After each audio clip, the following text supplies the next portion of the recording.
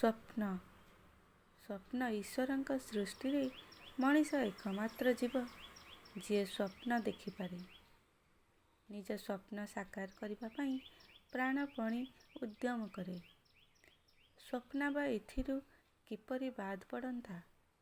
ପିଲାଦିନେ ସେ ଏକମାତ୍ର ସ୍ୱପ୍ନରେ ବିଭୋର ହେଉଥିଲା।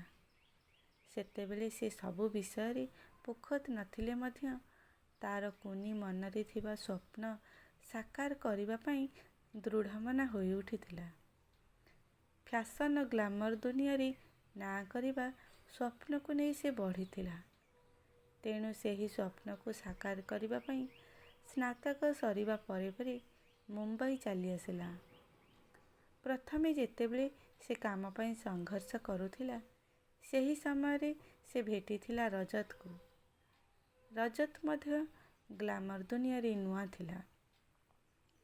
କିନ୍ତୁ ତାର ଏତିକି ସୁବିଧା ଥିଲା ଯେ ମୁମ୍ବାଇରେ ସେ ତା ସାଙ୍ଗର ଖାଲି ଫ୍ଲାଟରେ ରହିବାର ସୁଯୋଗ ପାଇଯାଇଥିଲା।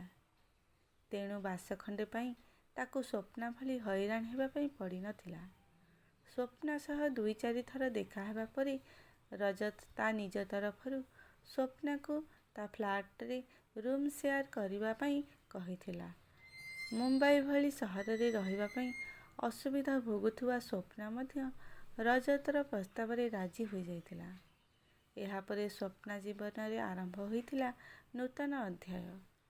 ପ୍ରତିଦିନ ସକାଳୁ ଉଭୟ ରଜତ ଓ ସ୍ୱପ୍ନା କାମ ଅନ୍ୱେଷଣରେ ବାହାରି ଯାଆନ୍ତି ଓ ରାତିରେ ଘରକୁ ଫେରନ୍ତି।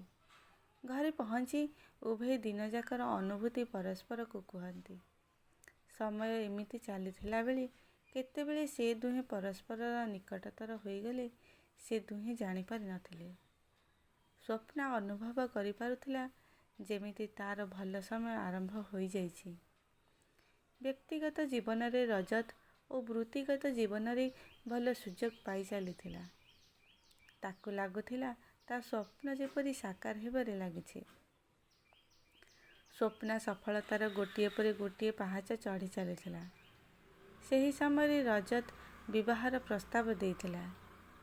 କିନ୍ତୁ ବୃତ୍ତିଗତ ଜୀବନରେ ସ୍ୱପ୍ନାର ଯେଉଁ ସୁବର୍ଣ୍ଣ ସୁଯୋଗ ଅୟମାରମ୍ଭ ହୋଇଥିଲା, ସେଥିରେ ବିବାହ ପାଇଁ ସ୍ଥାନ ନଥିଲା।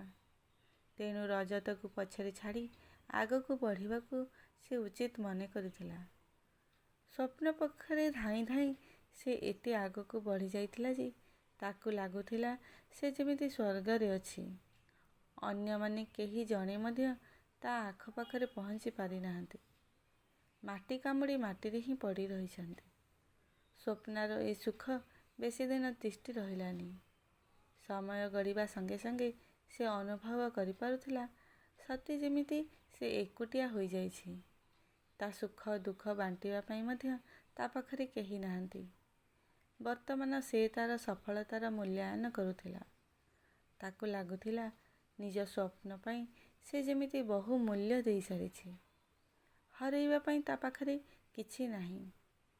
ସେ ଯାହା ପାଇଛି ସେସବୁ ତାକୁ ତୁଚ୍ଛ ମନେ ହେଉଥିଲା। ନିଜ ସ୍ୱପ୍ନ ସାକାର କରିବା ଭଲ କଥା, କିନ୍ତୁ ସବୁ ସମ୍ପର୍କ ବଦଳରେ ସ୍ୱପ୍ନ ସାକାର କରିବା ଆଦୌ ସ୍ପୃହଣୀୟ ନୁହେଁ ବୋଲି ସ୍ୱପ୍ନା ହୃଦୟଙ୍ଗମ କରିପାରୁଥିଲା। ଯଦି କାହାଣୀଟି ଆପଣମାନଙ୍କୁ ଭଲ ଲାଗିଥାଏ ତେବେ ଲାଇକ୍, ସେୟାର ଓ କମେଣ୍ଟ କରନ୍ତୁ।